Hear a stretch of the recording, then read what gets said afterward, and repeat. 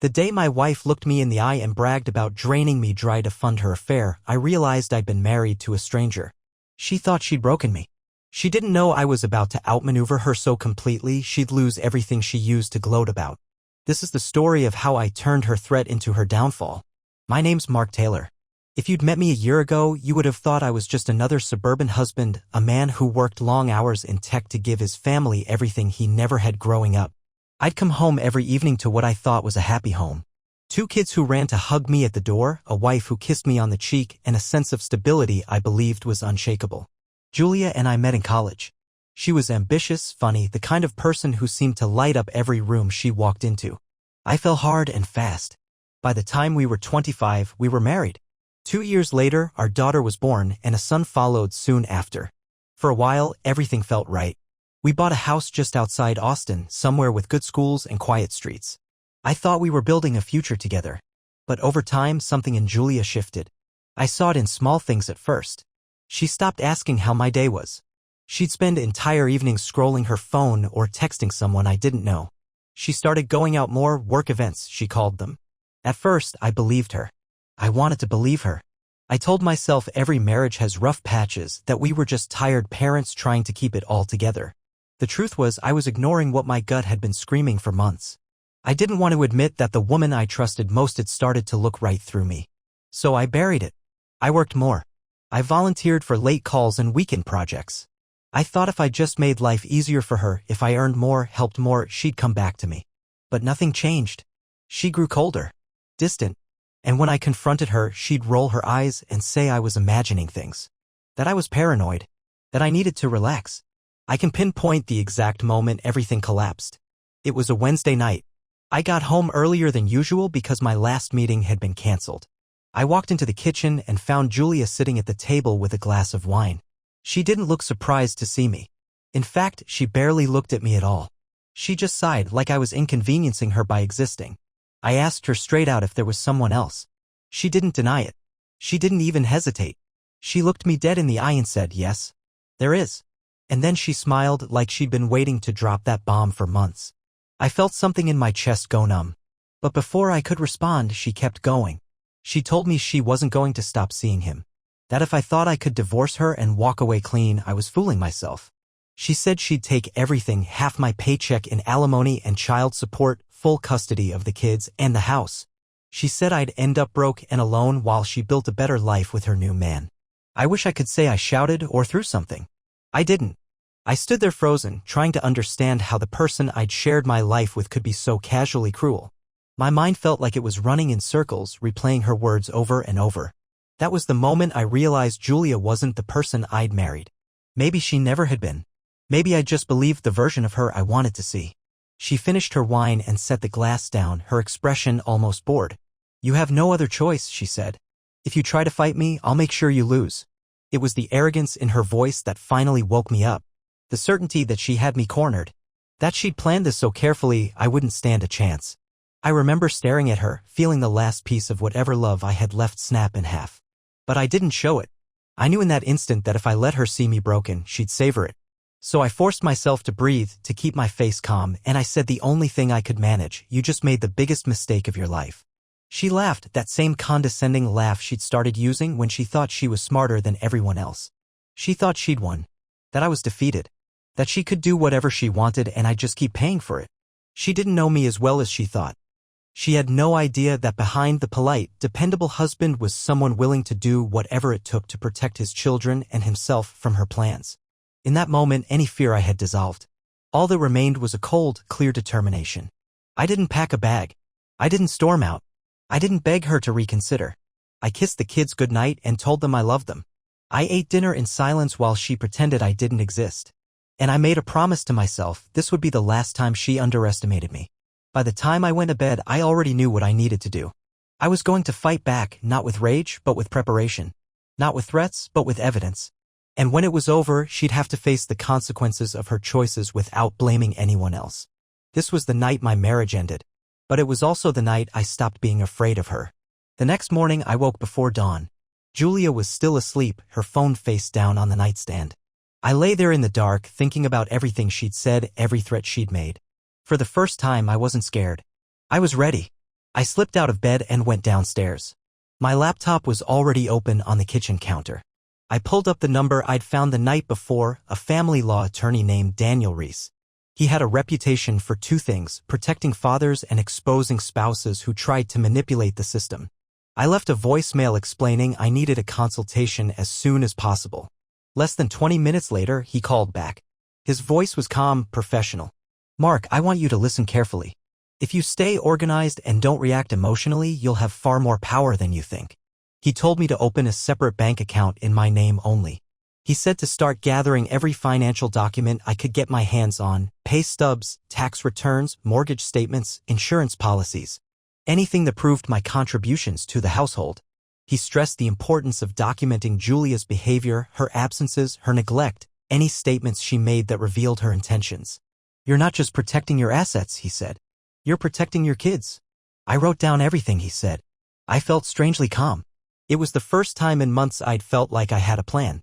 When Julia woke up later that morning, she acted like nothing had happened.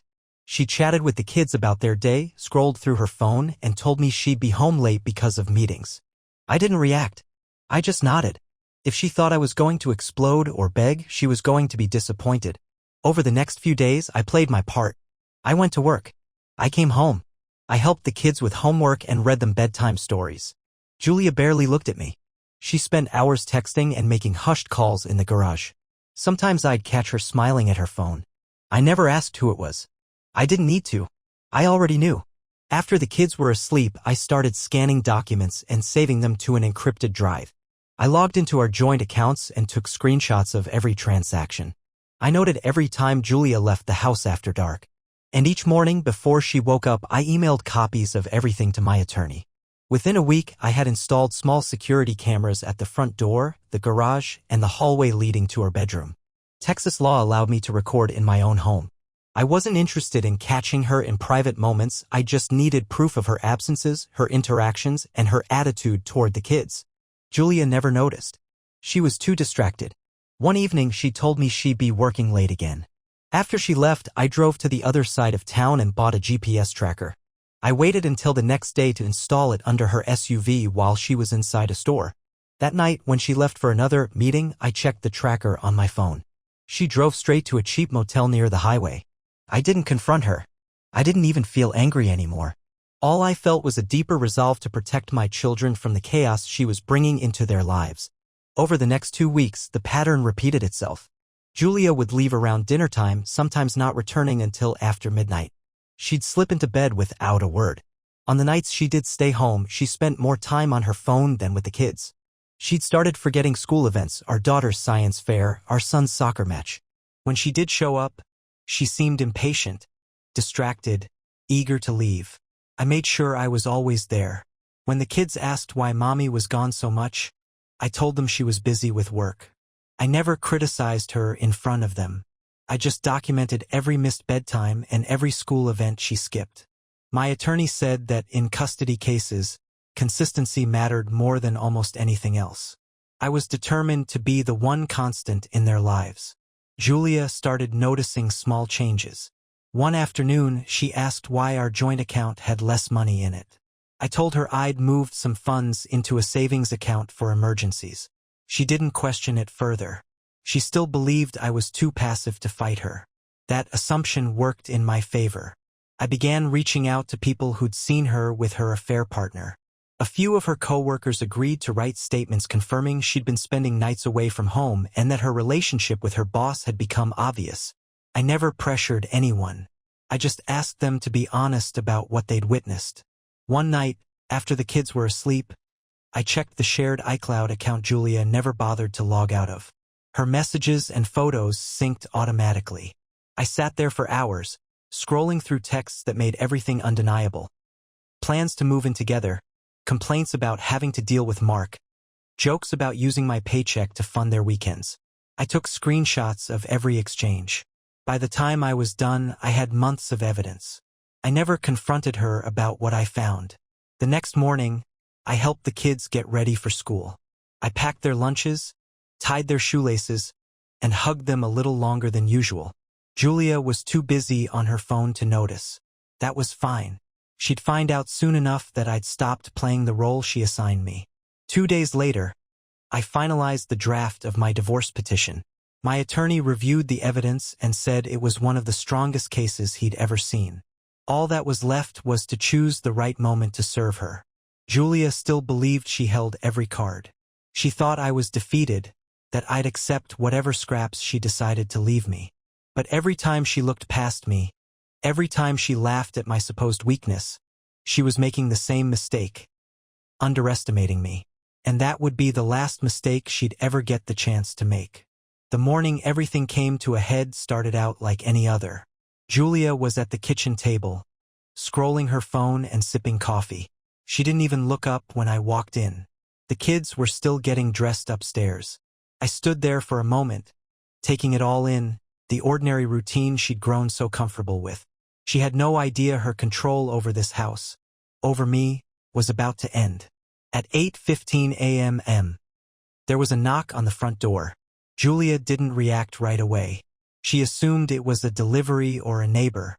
When she finally opened it, a man in a gray jacket smiled politely and held out a thick envelope. "Julia Taylor?" he asked. "Yes. You've been served." She blinked. "What?" "These are divorce papers," he said. "Have a good day." He turned and walked back to his car. She just stood there in the doorway, staring down at the envelope like she couldn't process what it meant. I watched her from the hallway, my heart steady. I thought this moment would feel like revenge. But it didn't. It just felt necessary. When she finally turned to face me, her expression had shifted from confusion to rage. "You think this is going to work?" she demanded. "You think you're going to embarrass me?" I didn't respond. I walked past her to pour a cup of coffee. The kids came downstairs, oblivious to what was happening. I smiled at them, told them to grab their backpacks. Julia waited until they were out of earshot, then hissed, "You won't get away with this. I'm going to take everything." I set my mug down and looked her straight in the eye. "No," I said quietly. "You won't." Her jaw tightened, but she didn't reply. She knew I meant it. That same afternoon, her lover's wife, Vanessa, called me. We hadn't spoken before, but she sounded calm and determined. She'd received the evidence I'd sent, a collection of screenshots, dates, locations, and messages. She thanked me for giving her the truth. "I've already filed," she said. "I'll take care of my end." Later that evening, Julia was at work when Vanessa walked straight into her office. Julia looked up startled as Vanessa placed her own set of divorce papers on the desk. According to the HR manager who later called me, Vanessa didn't just hand them over, she told everyone within earshot exactly why she was there. She explained how Julia had been meeting her husband in motels, how they'd used company resources to conduct their affair, how the whole time they'd been mocking their spouses for being too blind to notice. By the time Julia came home, her face was pale. She tried to act unfazed, but her voice shook when she asked, "Did you talk to her?" I didn't answer. I simply told her the kids were already in bed. She stood there for a long time like she was waiting for me to apologize, to comfort her, to pretend none of this was her fault. But I didn't give her anything. The next morning, she learned her corporate card had been frozen. Her boss, her affair partner, was suspended pending an ethics review. Word spread fast. In a single day, she'd gone from being respected at work to a walking scandal. When she tried to use our joint account for groceries, her card was declined. She called me in a rage, demanding to know why I was cutting her off. I calmly explained that my lawyer had advised me to protect myself financially given her threats. "If you have questions," I said, "you can talk to your attorney." Then I hung up. She called back 3 more times. I didn't pick up. A week later, our first court hearing arrived. Julia walked into the courthouse acting like none of it bothered her. She didn't realize how much evidence we'd collected. My attorney started by presenting documentation, all the nights she'd been gone, the GPS logs, the security footage, the text messages describing me as deadweight she planned to discard. There were statements from teachers who confirmed she'd missed parent conferences and from our babysitter who'd watched her leave the kids alone for hours while she disappeared. For once, Julia didn't have anything to say. She just sat there, her hands clenching and unclenching as the judge read through the material. The judge asked her one question: "Do you dispute the evidence presented?" Her lawyer tried to object, but the judge cut him off. "I've seen enough. It took less than 15 minutes for the judge to rule in my favor. Temporary full custody to me, supervised visitation for Julia until a full evaluation could be completed. Julia opened her mouth to argue, but the judge had already moved on to the next case. That was it. No outburst, no dramatic speech, just a quiet ruling that shifted everything. Afterward, Julia followed me into the hallway. She looked desperate. "Mark, this isn't fair. You're trying to ruin me." I turned to face her. "I didn't have to try. You did that yourself." She stared at me, her eyes searching for any sign I might soften. But there was nothing left to give. I walked past her without another word. Over the next few days, her situation deteriorated further. Her lover officially resigned to avoid being terminated. His wife filed for divorce and took their kids to stay with her parents. Julia's friends stopped returning her calls, unwilling to be part of the fallout. She tried to act like none of it mattered, but everyone could see she was unraveling. I didn't celebrate. I didn't feel satisfaction watching her life implode. What I felt was relief that I'd stood up for myself, that I'd protected my children, that I'd refused to be bullied by her threats. Julia had gambled that I would stay passive forever. She never expected I'd fight back with facts instead of rage. She never thought I'd collect proof so strong no courtroom could ignore it. And she definitely never believed I'd have the courage to walk away. But I had. And for the first time in years, I felt like I was finally free. After the first court hearing, Julia's life began to unravel faster than even I expected. For years, she'd built her identity on appearances, being admired at work, envied by friends, respected in our community. Now, every piece of that carefully constructed image was falling apart. The day after the custody ruling, Julia tried to use her corporate card again. It was declined immediately. She called the HR department, demanding answers. They told her she was on unpaid leave pending the outcome of the internal investigation. When she protested, they reminded her she'd signed an ethics policy that explicitly prohibited personal relationships with supervisors, especially when company funds were involved. She hung up in shock. Her boss, her affair partner, had already resigned, leaving her to face the consequences alone. At home, I focused on giving the kids as much stability as possible. I didn't discuss the details of what was happening. They were too young to understand, and it wasn't their fault. I kept their routines steady: school, sports, bedtime stories. When they asked where mommy was, I told them she was dealing with some grown-up problems, but that they were safe and loved. That was all they needed to hear.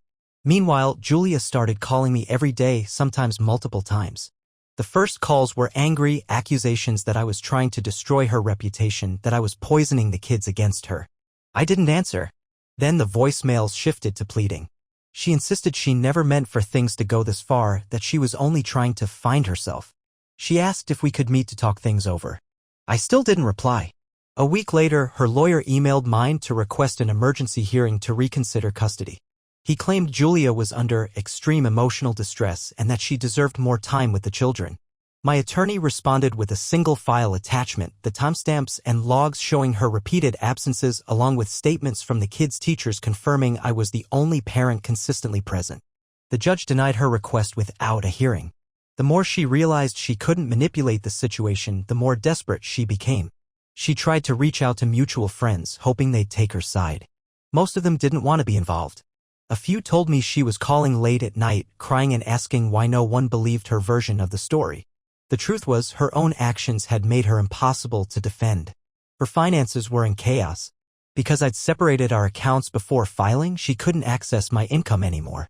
She hadn't saved much on her own. She'd always assumed she'd have control over our joint assets. Now, she was paying for her lawyer with credit cards that were close to maxed out. The moment she realized she couldn't fund her lifestyle with my paycheck, she started looking for another job. But the professional reputation she'd spent years cultivating was ruined.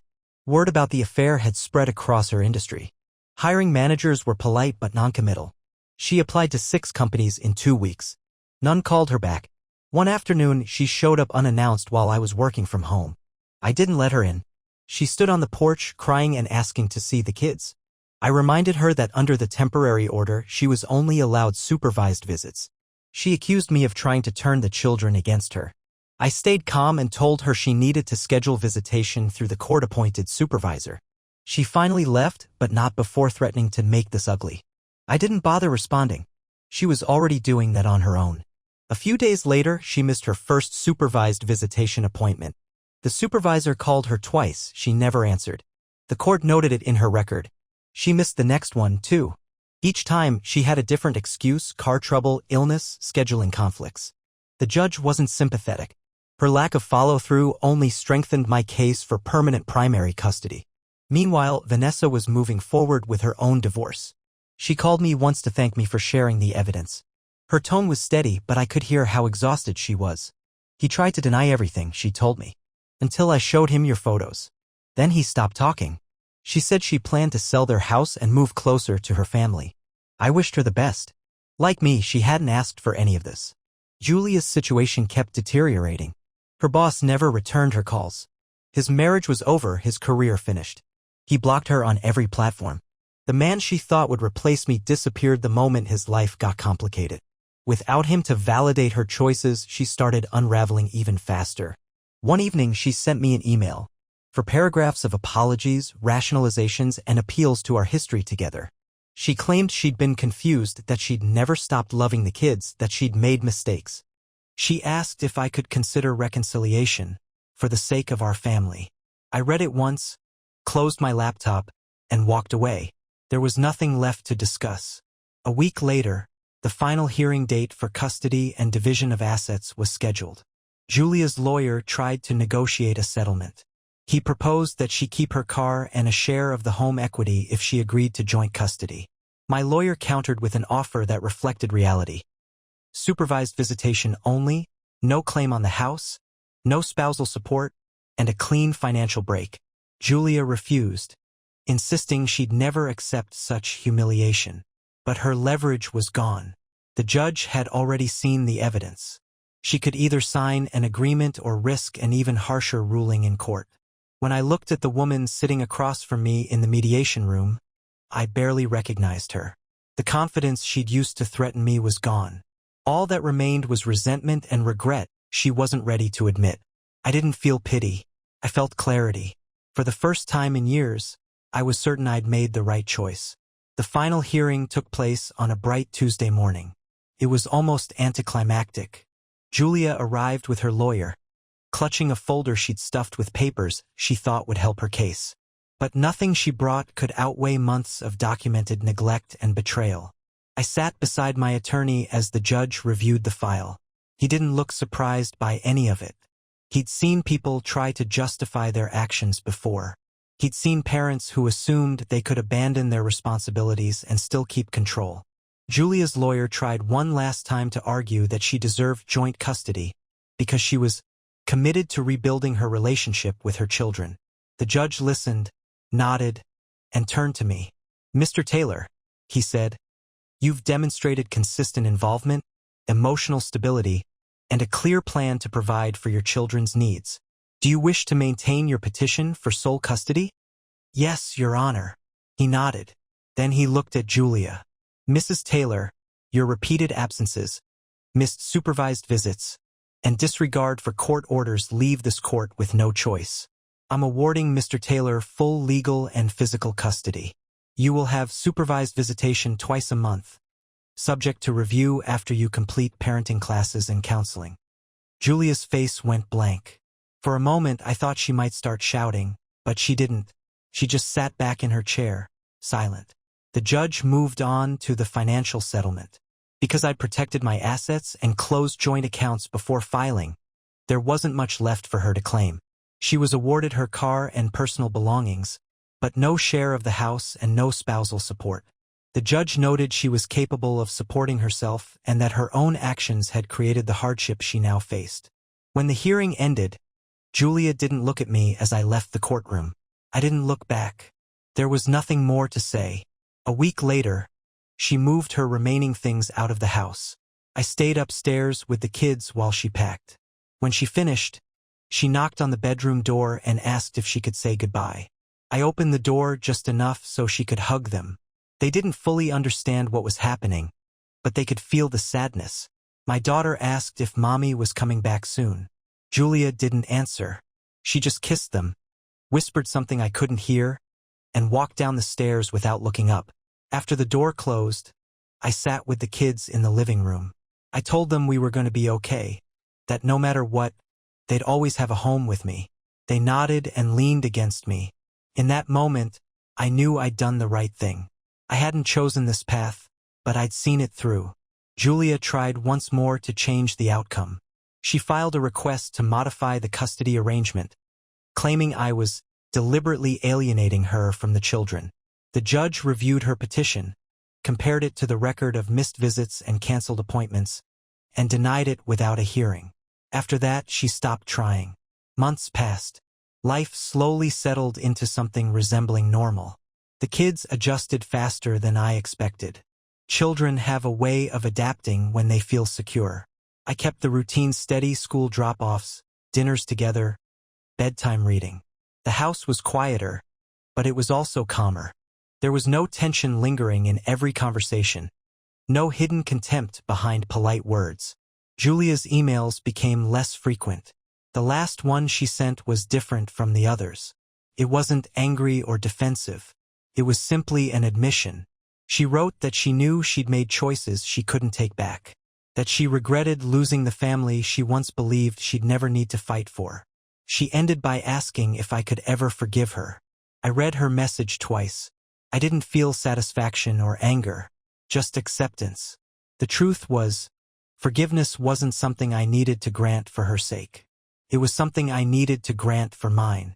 Holding on to resentment wouldn't make my kids safer or my life better. So I replied with a single sentence: I hope you find the peace you're looking for. I didn't expect a response, and she didn't send one.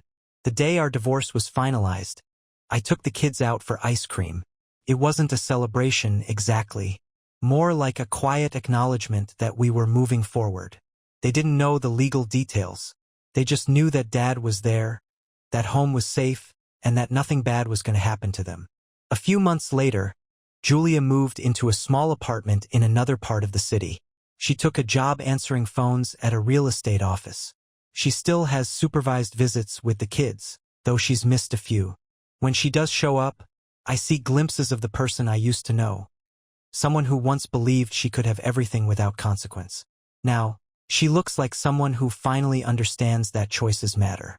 The man she left me for never came back. He tried to reconcile with his wife, but she moved on without him. Julia called him several times after the fallout, but he stopped responding. Eventually, she stopped trying. People sometimes ask me if I think my response was too harsh, if I ever wonder whether I should have given her another chance. The answer is simple: no. Protecting myself and my children wasn't vengeance. It was responsibility. I wasn't punishing her. I was drawing a line that should have been drawn long before. If there's a lesson in all this, it's that no one is immune to consequences. You can't build your happiness on lies and expect it to last. Eventually, the truth will surface, and when it does, you'll have to face what you've done. I don't regret the years we spent together. I don't regret loving her. But I'm proud that when it finally mattered, I stood up for myself, and for the kids who depended on me to do what was right. And in the end, the best revenge wasn't watching her lose everything she thought she could keep. It was building a life where her betrayal no longer had any power over us.